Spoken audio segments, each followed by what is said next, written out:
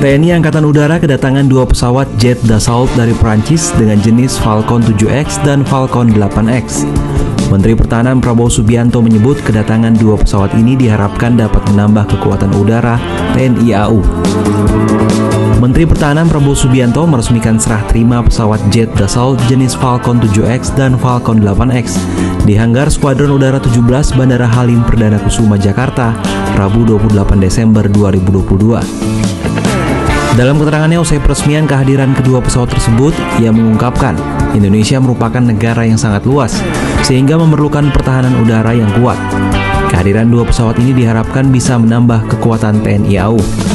Perkuatan tambahan untuk TNI Angkatan Udara, dua pesawat yang kita sebut pesawat Kodal, Komando Pengendalian, ini diperuntukkan untuk unsur pimpinan dapat dengan cepat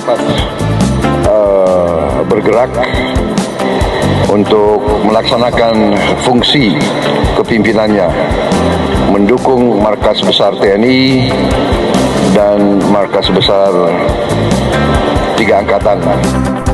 Pesawat Falcon 7X diawaki oleh 3 kru, yakni pilot, kopilot, dan pramugari dengan kapasitas 12 penumpang. Sementara Falcon 8X memiliki daya tampung lebih besar, yakni 16 penumpang. Nantinya kedua pesawat ini akan dioperasikan oleh Skuadron Udara 17 untuk penumpang VIP.